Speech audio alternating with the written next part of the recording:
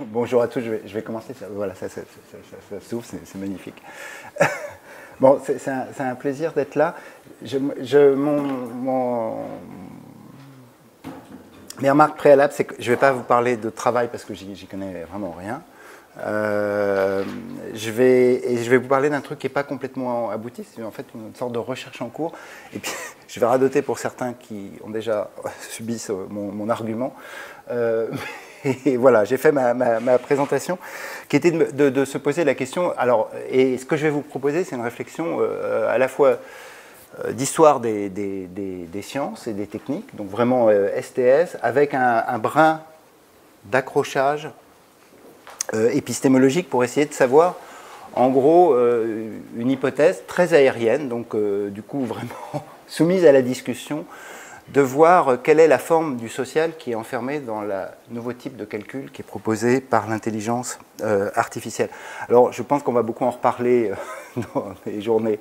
à venir. Le retour du terme intelligence artificielle est plus que surprenant pour ceux qui sont dans les laboratoires et qui fabriquent les technologies dont on parle. Il avait été complètement abandonné et il est revenu dans, alors je ne vais pas en parler, mais dans ce grand mouvement de retour des promesses, capturer quelque chose qui est sans doute très différent. Alors on doit le terme, vous le savez, à John McCarthy, à la fameuse conférence de Dartmouth en 1956, et il y a un argument moi, qui me permet d'entrer dans mon point qui est toujours très central, qui avait été fait par qui court toute l'histoire des sciences et des techniques, qui avait été fait mais qui a été repris récemment par John Markov dans un livre d'essayiste sur cette histoire, mais qui est très bon, qui est d'opposer ce qui s'est joué dans les années 60 entre les deux laboratoires. Les deux laboratoires, l'un d'eux pour moi est un peu culte, qui est celui de Doug Engelbart à l'Augmentation Research Center, qui va donner tout ce qu'on sait sur l'histoire de l'Internet, de la micro-informatique personnelle, du lien hypertexte, d'un couplage fort, d'une synthèse homme-machine, qui a été le grand argument que Joseph Licklider et Engelbart vont porter pour fabriquer les mondes numériques, la naissance de la micro-informatique et de l'ordinateur. Et donc, tous les textes assez forts de Licklider et d'Engelbart insistent sur cette idée que la machine est une prothèse cognitive qui augmente les individus et qui n'augmente pas l'intelligence des machines, mais qui augmente en fait le couplage que forment les hommes, les individus avec les machines. Et les anecdotes historiques sont multiples et la tension a été incroyable entre les deux laboratoires. À côté, l'Artificial Intelligence Lab de John McCarthy, lui, avait le projet exactement inverse, qui était celui de rendre la machine intelligente, proprement intelligente, et il va être l'endroit où va se développer ce projet de l'intelligence artificielle. Alors je dis ça en introduction parce que, jusqu'à l'heure d'aujourd'hui, si on caricature, comme je viens de le faire, ces deux formes de l'articulation entre nos sociétés et les artefacts calculatoires, c'est toujours Engelbart qui a gagné. Voilà. Toujours Engelbart qui a gagné. Mais nous voyons réapparaître la possibilité, il a fait énormément de robots et développé toute une série de choses absolument fascinantes du côté de McCarthy, mais ça n'a jamais eu d'effet sur nos sociétés ou d'effet fort sur nos sociétés ou d'effet qui intéresse en tout cas ce couplage-là. Alors, du coup, je vous fais, pour certains, je pense que ça va être très connu, pour d'autres, ça va être un peu abscon et trop rapide, mais le retour sur cette fameuse timeline de l'intelligence artificielle, qui a donc connu deux hivers et qui vit son troisième printemps, et donc qui est une sorte de cycle constant de promesses et d'échecs, et de promesses et d'échecs qui reviennent aujourd'hui. Alors, la chose sur laquelle je travaille, alors c'est un travail que je mène avec Jean-Philippe Pointet et Antoine Mazière, c'est de refaire cette histoire sous l'espèce de ce couple à la fois caricatural, mais en même temps incroyablement pertinent quand on rentre dans les articles scientifiques, les propos des acteurs et la promesse qu'ils ont portée, d'opposition entre une intelligence dite symbolique et une intelligence dite connexionniste, parce que quand on regarde cette timeline, on a l'impression que c'est la même intelligence artificielle qui revient à chaque printemps. Et en fait, c'est le cœur du propos que je voudrais tenir ici, c'est que le nouveau printemps n'a strictement rien à voir avec la catégorie d'intelligence artificielle qui a façonné tout l'imaginaire et tout le système de représentation lors de la seconde du second printemps de l'intelligence artificielle. Donc on remet sous le même nom, je le dis rapidement, je vais rentrer un tout petit peu dans l'histoire, on remet sous le même nom une pratique calculatoire et une pratique scientifique qui avait précisément été exclue par ceux qui ont inventé le nom d'intelligence artificielle. Alors on a construit avec Antoine Mazières cette timeline dont on est très fier, à partir du Web of Science et à partir de mots-clés, essayant de séparer les papiers scientifiques connexionnistes et les papiers scientifiques symboliques. Et on a, d'une certaine manière, reproduit cette courbe de transformation de l'intelligence artificielle et dont je vais dire un mot en commençant d'abord par la première phase de l'intelligence artificielle, d'une certaine manière de quelque chose qui ne s'appelle pas à l'époque intelligence artificielle, mais qui s'appelle réseau de neurones, connexionnisme. On sait que cette histoire de neurones est née avec le papier de McCulloch et Pitts en 1943, qui va donner lieu à toute une série de développements qui vont fabriquer la première cybernétique dans les années 50, et que Frank Rosenblatt, avec le perceptron, va donner une machine, d'une certaine manière, à un projet qui est celui de se dire qu'on peut, à partir de stimuli décomposés, rentrer dans une métaphore neuronale qui fait tourner une machine à 0 et à 1, arriver à lui faire apprendre, ou plus ou moins essayer d'apprendre, des formes d'information supervisées dans une technique de calcul. Alors, je n'insiste pas sur cette première phase, mais je voudrais insister beaucoup sur l'apparition de la deuxième phase, parce qu'elle a structuré tout ce qu'on dit aujourd'hui de l'intelligence artificielle, qui va être la phase symbolique, qui va entrer, qui va naître de Dartmouth et entrer véritablement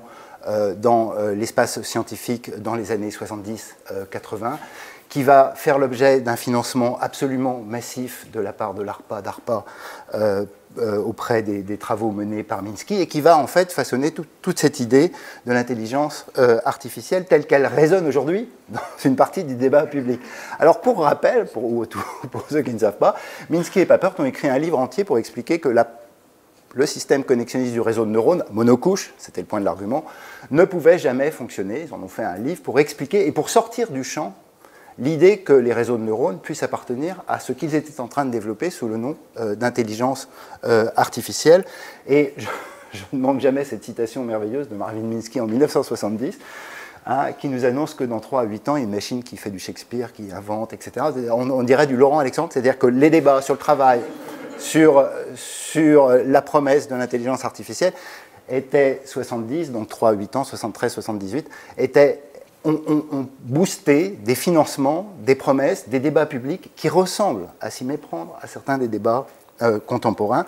Que faisait le projet assez héroïque et très beau, en fait, de l'intelligence artificielle symbolique, était celui de transférer à la machine, sous une forme logique et symbolique, des règles de raisonnement naturel qui en fassent des systèmes experts, incorporant un ensemble de savoirs explicités par des acteurs humains, par des ensembles professionnels différents. Ces règles, une fois explicitées, jouant ensuite des mécanismes d'apprentissage internes à l'intérieur du système logique qui a été proposé, seraient capables ensuite de réaliser les bons diagnostics, de prendre les bonnes décisions et de raisonner de façon naturelle comme un humain. Je n'ai pas pris du Minsky, j'ai pris du Vinograd, parce que Vinograd est un cas intéressant pour ceux qui connaissent la trajectoire de Terry Vinograd, elle est assez formidable pour ça. C'est qu'il va inventer Shlourdoux, un de ces langages avec Lisp, magnifique, développé par les symboliques de l'intelligence artificielle des années 80. Ils vont faire toute une série d'usines logiques de raisonnement naturel qui vont être développées dans la grande vague des années 70 et 80. Et Vinograd est intéressant parce que lui, il va virer sa cutie complètement. C'est-à-dire qu'il va voir que ça ne marche pas, et il va déclarer que ça ne marche pas, et il va basculer d'une certaine manière de l'autre côté, du côté de la force obscure, on pourrait dire, c'est-à-dire en fait du côté de Doug Engelbart, et il va développer ensuite toute une série d'interfaces homme-machine, et il sera le directeur d'une thèse jamais soutenue de Sergey Brin et Larry Page à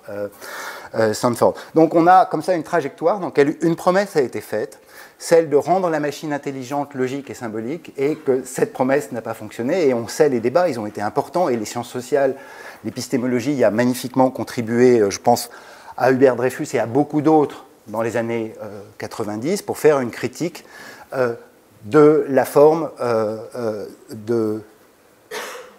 route scientifique qui était proposée par le paradigme symbolique de l'intelligence artificielle. Une grande partie des règles ne sont pas explicitables, il y a une contextualisation et une multiplicité des données qui rendent les formalismes symboliques extrêmement instables, improbables et beaucoup trop brutaux. Il y a des dimensions émotionnelles, perceptuelles, corporelles, il y a une déixité, on pourrait dire, des attitudes, des règles et des modes de choix des individus qui ne sont pas capturés par les règles symboliques qu'on a mis dans les machines et qui ne fonctionnent pas. Alors, ce qui est toujours fascinant dans cette histoire, c'est que les gens qui faisaient des réseaux de neurones n'ont pas abandonné en dépit de l'absence de financement, sauf la marine américaine qui a continué à les financer, n'ont pas abandonné l'idée des réseaux de neurones, et on va assister, à partir des années 80, à la mise en place d'un ensemble de techniques de calcul, réseau multicouche, convolution, rétropropagation de gradients, auto-encodeur, toute une série d'algorithmes qui vont sortir entre le milieu des années 80 et les années 90, qui vont réaffirmer la promesse scientifique du modèle connexionniste, sans jamais parvenir à très bien la faire fonctionner, à l'exception de petits jeux de données, enfin en tout cas de données précises comme celle utilisée par Yann Lequin pour la détection de l'écriture manuscrite sur les courriers et les chèques faits au Bell Labs. Mais donc on a un retour du modèle en méthode d'apprentissage, donc en machine learning des modèles connexionnistes. Ces gens n'ont jamais pensé un seul instant qu'ils faisaient de l'intelligence artificielle. Ils avaient été exclus de l'espace de l'intelligence artificielle. Ils étaient dans le paradigme du machine learning, et pour eux, l'intelligence artificielle n'était plus la question, et n'était plus en tout cas l'étiquette ou la communauté dans laquelle ils se reconnaissaient. Ils ont été précisément exclus. Moi, je suis en train de faire, je raconte ça pour l'anecdote, toute une série d'interviews avec les gens qui les ont fréquentés à l'époque, c'est-à-dire pendant leur traversée du désert. Ils ont véritablement été pestiférés, hein, des hackers qui bidouillent, qui font du code informatique, aucun formalisme, pas de mathématiques, peu de sciences, juste un système instable qu'on essaye de faire fonctionner en bidouillant des couches de réseaux de neurones. Alors, ce qui est très fascinant dans cette affaire, c'est qu'effectivement, on va voir apparaître au milieu des années 2000, et puis avec une rupture forte en 2010, sous l'effet des capacités de calcul, sous l'effet aussi d'un énorme travail des communautés scientifiques pour constituer des bases de données étiquetées sur lesquelles les équipes de recherche puissent entrer en compétition, qui va notamment donner lieu à un colloque en 2012 dans lequel Hinton va tout d'un coup faire apparaître aux gens en computer vision qui mettaient des formes logiques pour reconnaître les images, qu'il valait mieux enlever toutes les formes logiques et puis plutôt passer par les pixels pour essayer de leur faire percevoir des choses apprises à l'intérieur des neurones, qui va donner lieu à la fabrication des réseaux de neurones et du modèle du deep learning qui s'est mis en place aujourd'hui. Alors j'ai fait à toute vitesse là ma sinusoïde. Je ne sais pas si j'ai été clair, mais juste le message que je voudrais refaire passer, c'est que quand on le regarde du point de vue de l'histoire des sciences, et quand on écoute les acteurs dans les laboratoires, et ceux qui font du deep learning, donc du réseau de neurones, ou bien qui ont fait avant des SVM, enfin des techniques de machine learning qu'on entend aujourd'hui comme intelligence artificielle, sont dans une situation assez paradoxale, où tout d'un coup, ils ont craqué quelque chose qui marche. Alors ça marche dans des conditions très précises sur lesquelles je vais revenir.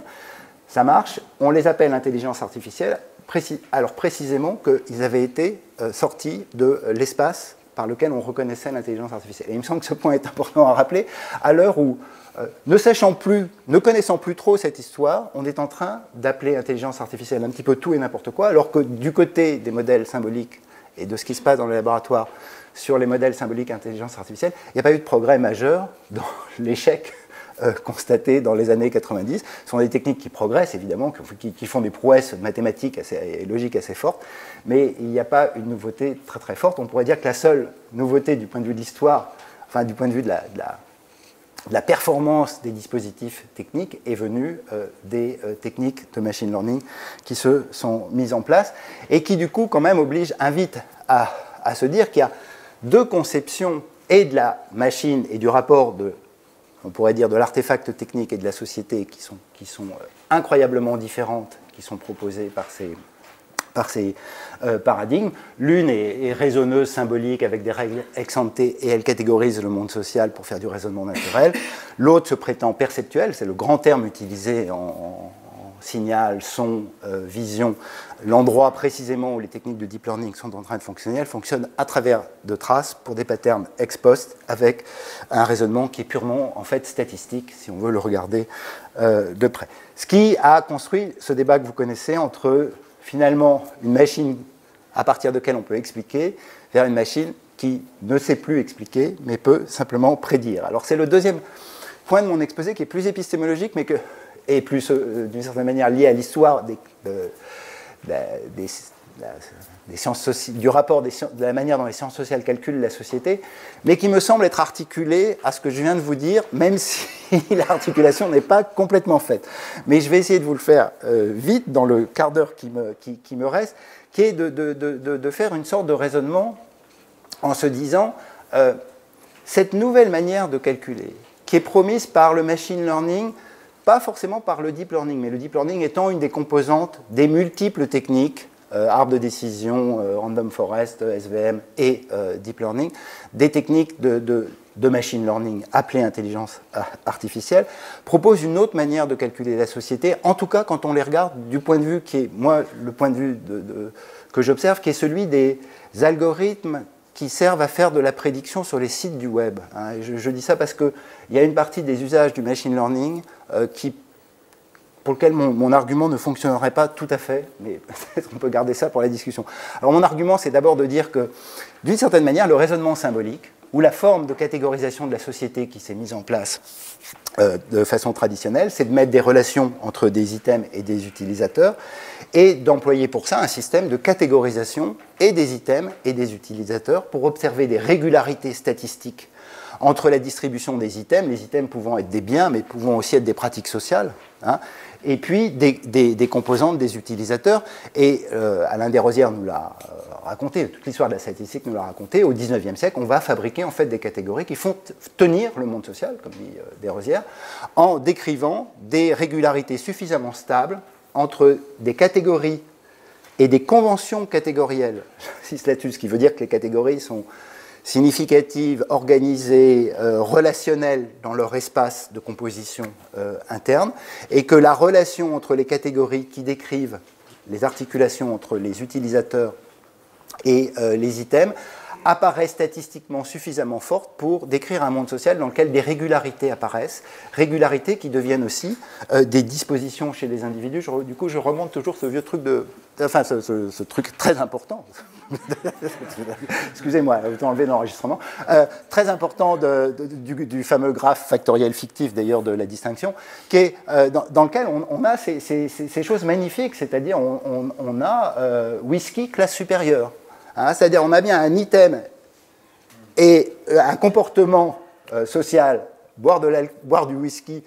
et une catégorie socio-professionnelle qui sont associés dans le plan factoriel. Et d'une certaine manière, nos outils de lecture de la société ont été très associés à cette description catégorielle du monde dans lequel ce ne sont pas des utilisateurs ou de simples items ou de simples lignes à l'intérieur d'un tableau de données statistiques, mais bien des catégories qui permettent de décrire le monde social. Et j'y ajoute l'argument de Ian Hacking qui est très important parce que je vais revenir dessus tout à l'heure, qui est de dire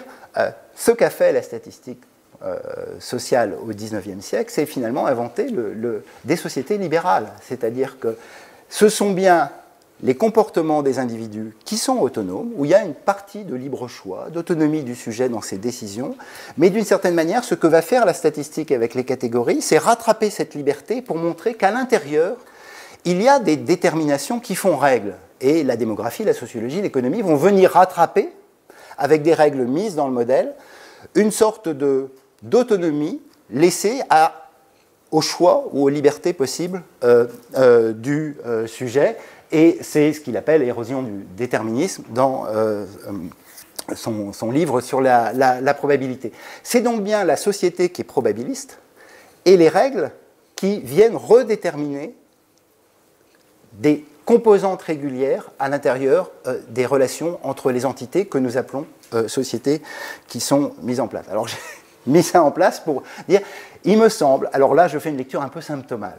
de ce qui se joue dans le machine learning, c'est des opérations très importantes, à la fois sur la manière de calculer, d'assembler et de fabriquer l'espace de calcul et du coup de données qui est proposé. Et il me semble qu'il y a 3 dimensions dans cette transformation, je vais aller très vite. La première est de granulariser les données, et alors ça,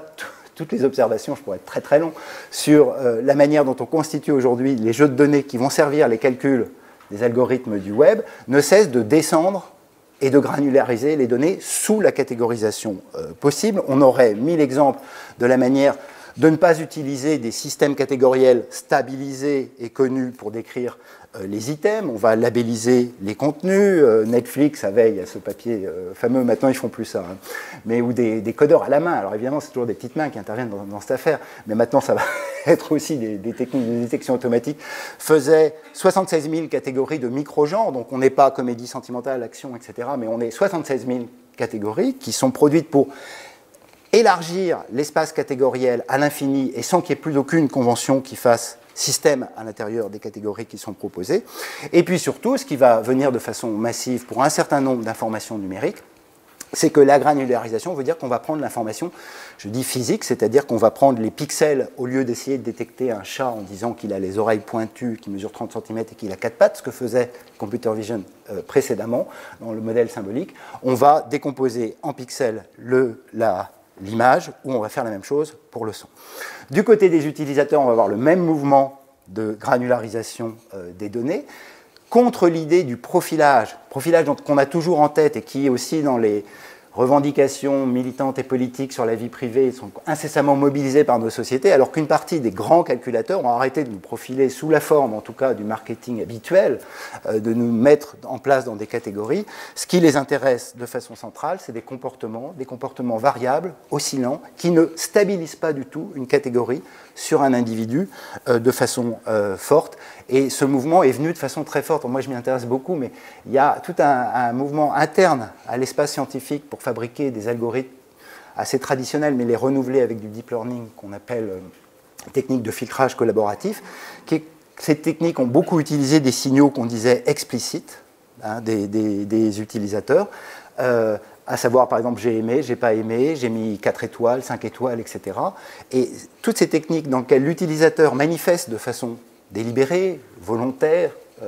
représentationnelle, on va dire, des évaluations sur les objets et les produits qui ont été utilisés comme des informations pertinentes pour fabriquer les techniques de calcul, sont actuellement complètement débranchées dans les systèmes qui sont mis en place, au profit d'une trace comportementale. L'argument étant toujours de dire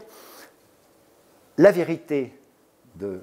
Alors, je ne vais pas dire du sujet, parce que le sujet il est un peu disparu dans cette affaire, mais la vérité de ce qu'on cherche à calculer, c'est-à-dire une prédiction sur le comportement à venir, à très court terme, de l'utilisateur d'Internet, n'est pas dans ses représentations, elle n'est pas dans les catégories du profil, elle est dans les comportements qu'il vient d'avoir,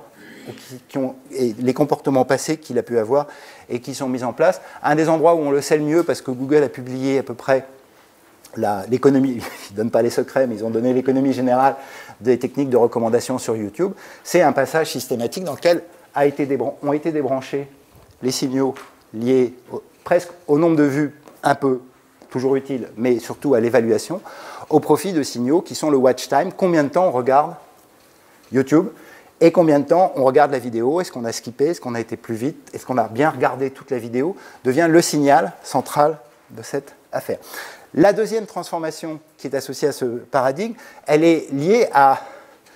la forme même des infrastructures d'apprentissage dans lesquelles les données en entrée sont ensuite soumises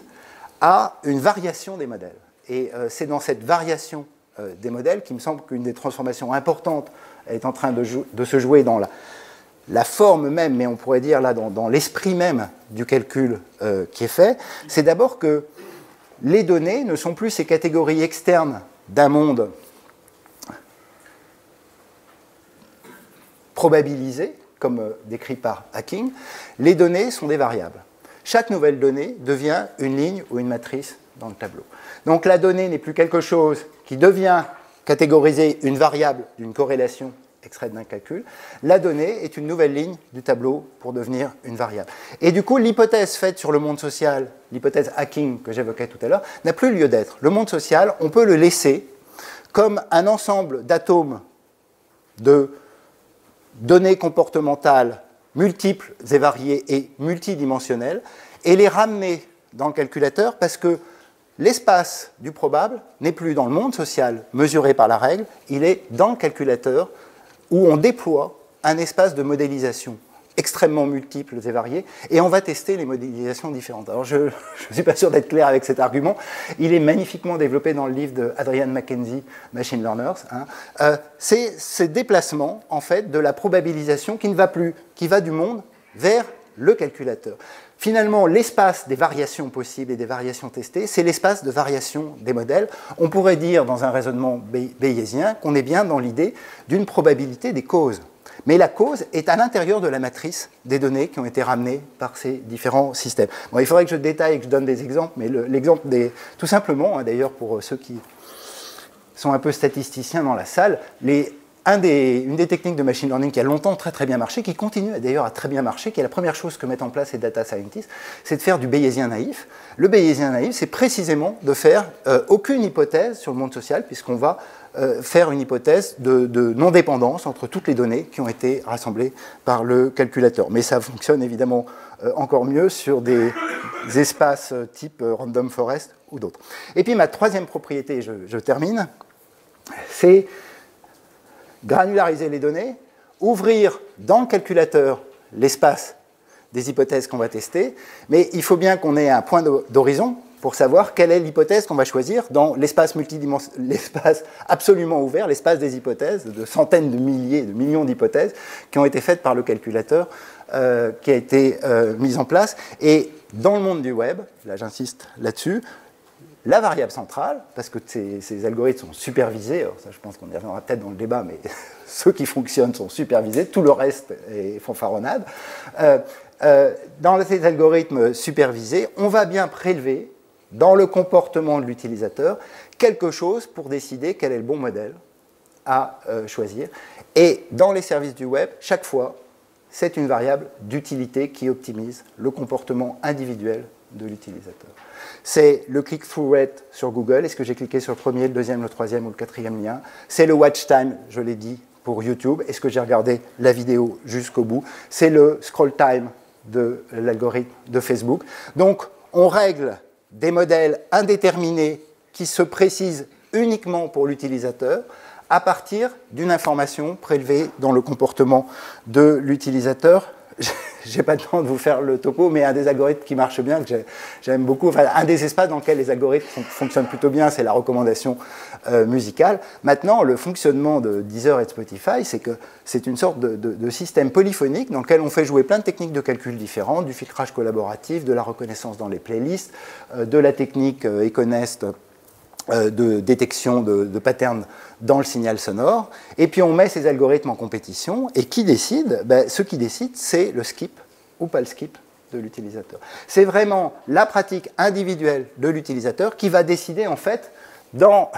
cette sorte de pluralisme, on pourrait dire, ontologique des différentes techniques de calcul mobilisées, qui va décider, celui qui à ce moment-là précis, ça peut changer pour lui dans le temps, va être la recommandation la plus performante, en tout cas qui fait le meilleur score prédictif dans les techniques de calcul qui sont proposées. Alors, pour conclure, on pourrait vraiment dire, voilà, on a un retour à quelque chose, j'aime beaucoup le fait que Alex Pentland, qui est un des grands théoriciens de ce néo-comportementalisme dans les big data, a repris le titre de Quetelet pour décrire le projet de physique sociale qu'il met en œuvre. Mais j'aurais juste finir par une toute petite notation sociologique aérienne, comme ça, qui est quand même de dire, moi, c'était une hypothèse que je travaillais beaucoup, qui était de dire, on calcule la société par le bas. C'est-à-dire qu'on ne la calcule plus avec des catégories qu'on met dans les modèles, et puis on fait une belle régression logistique pour essayer de stabiliser dans le modèle la variabilité du comportement des individus. C'est d'une certaine manière que ces nouveaux calculateurs prennent acte, on pourrait dire, des théories de l'individualisme contemporain, c'est-à-dire d'un sujet qui, face à des choix de plus en plus nombreux et de plus en plus multiples et de moins en moins réguliers, un sujet qui lui-même ne veut plus appartenir à des catégories sociales, et dans la crise de la représentation catégorielle, on entend évidemment l'écho de la crise de la représentation politique, de l'attachement, de la fidélité aux médias, etc., etc. Cette idée d'un sujet qui finalement prétend être autonome et libre de ses choix, ou d'avoir de la diversité de ses choix, les nouvelles techniques de calcul essayent de recapturer ça, c'est-à-dire d'une certaine manière de modéliser cette forme-là du social pour la mettre en forme aujourd'hui. Ça a évidemment beaucoup de conséquences. Ça a des conséquences dans le domaine du marketing. Hein. Quand on regarde les techniques de programmatique, pour la publicité programmatique sur Internet, elles ne profilent pas les individus, en tout cas au sens habituel du média planeur, avec ces segments de population stables. Elles